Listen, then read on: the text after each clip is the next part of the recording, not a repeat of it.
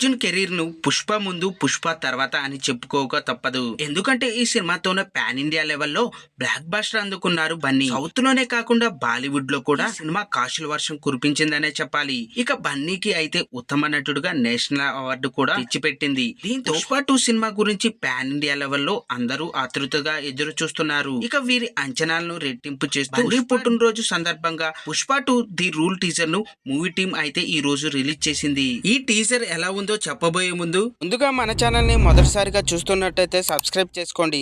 అలాగే ఒక చిన్న లైక్ అయితే ఇవ్వండి.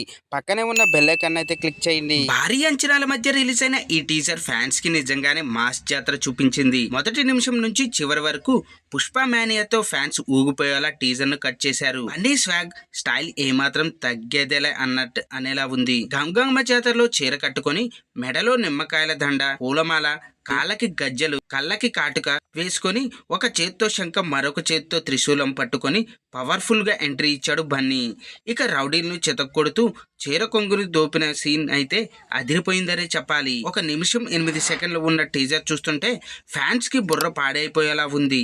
అసలు ఈ లుక్ లో అయితే బన్నీ విశ్వరూపమే చూపించాడని చెప్పాలి. టీజర్ లోనే ఇలా ఉంటే థియేటర్ లో అసలు బొమ్మ పడితే ఎలా ఉంటుందో అంటూ బన్నీ ఫ్యాన్స్ కామెంట్లు పెడుతున్నారు. ఈ ఒక్క టీజర్ తో సినిమాపై అంచనాలు భారీగా పెంచేశారు సుకుమార్. పుష్ప 2 షూటింగ్ కోసం డైరెక్టర్ సుకుమార్ ఎందుకింత టైం తీసుకున్నారో టీజర్ చూస్తేనే అర్థమవుతుంది. ఇక దేవిశ్రీ ప్రసాద్ ఇచ్చిన బ్యాక్గ్రౌండ్ స్కోర్ వేరే లెవెల్లో ఉంది. ఆగస్టు 15న థియేటర్ లో లాస్ట్ అయ్యేలా పుష్ప 2 ఎంట్రీ ఇవ్వబోతున్నాడు. శ్రీవల్లి మెడలో తాళి కట్టడంతో పుష్ప సినిమా పార్ట్ 1 కంప్లీట్ అయింది. ఇక పుష్ప 2 అక్కడి నుంచి మొదలు కాబోతుంది. పోలీస్ ఆఫీసర్ బన్వార్ సింగ్ షెకావత్ పుష్పకి మధ్య జరిగే వారే పుష్ప 2 స్టోరీ. ఇక షెకావత్ పాత్రలో మలయాళ నటుడు ఫహద్ ఫజిల్ యాక్ట్ చేశారు.